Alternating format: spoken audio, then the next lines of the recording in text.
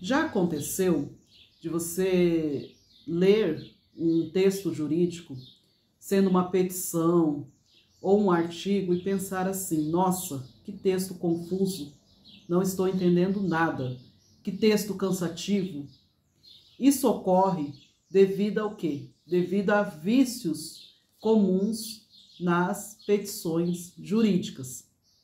E, infelizmente, esses vícios, eles acabam sendo cometidos por advogados até experientes, que no momento que ele vai colocar a sua ideia no papel, eles acabam que exagerando e cometendo esses vícios. Aí a petição, em vez de convencer, ela torna-se o quê? Uma petição cansativa, que acaba afastando o leitor, inclusive o juiz que for analisar a causa.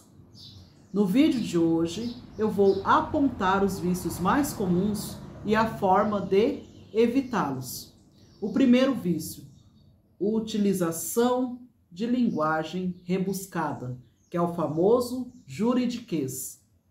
Lembrando que o juridiquês saiu de moda há muito tempo, ou seja, o excesso de expressões em latim acabam o quê?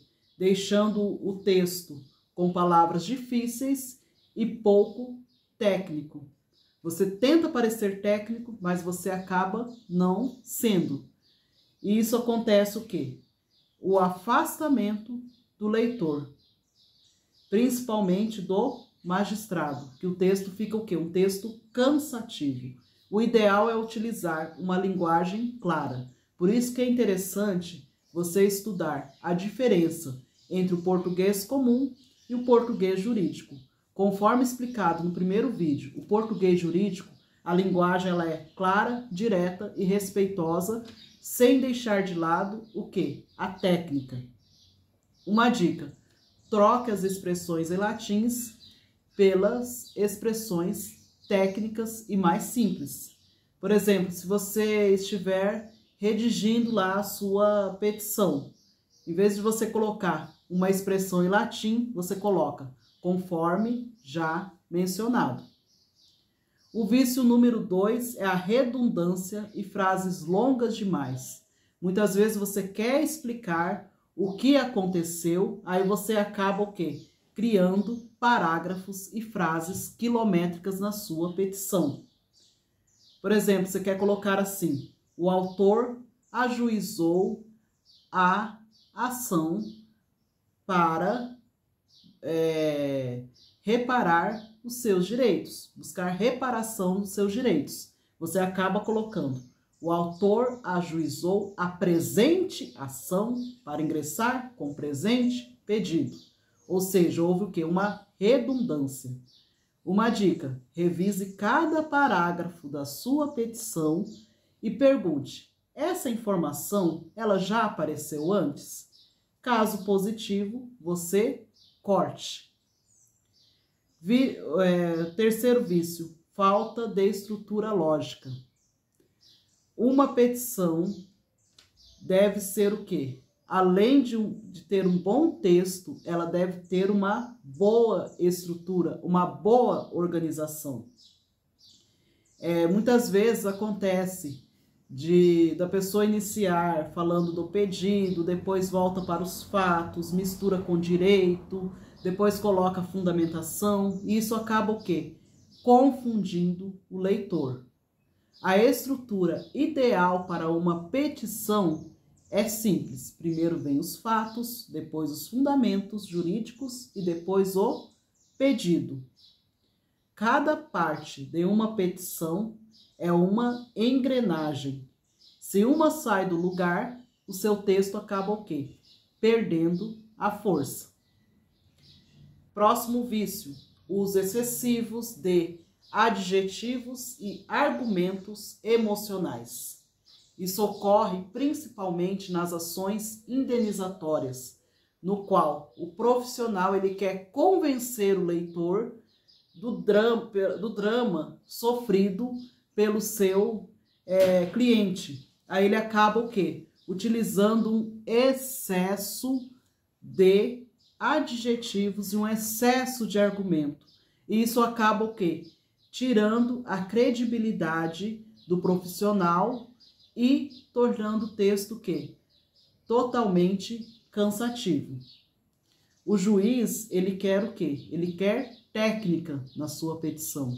Ele não quer melodrama, não quer roteiro de novela, vamos dizer assim.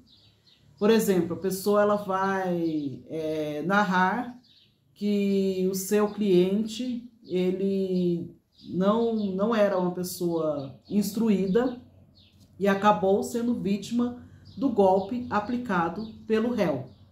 Aí o que acontece? Ela quer colocar emoção. Aí ela coloca assim: o autor, pobre sofredor, vítima das crueldades do réu.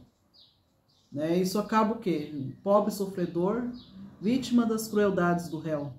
Acaba parecendo mais o que? Um roteiro de romance do que um roteiro do que uma redação para uma peça jurídica. O correto é você colocar: o autor, com pouca instrução e poucos recursos, acabou caindo no golpe aplicado pelo réu. Perfeito, né? Aí, como evitar esse vício? Foque nos fatos, nas provas e nos fundamentos jurídicos. Emoção somente se for necessário. E a emoção deve ser utilizada o quê? Não de forma exagerada. O próximo vício: cópia de modelos prontos. Muitas vezes a pessoa paga serviços na internet que tem lá o modelo prontinho. Tem modelos prontos que vale a pena. Agora tem outros que nada tem a ver com o seu caso concreto. Porque, como eu sempre digo, cada cliente, cada caso é único. Por exemplo, a pessoa copia o modelo pronto e só muda o quê?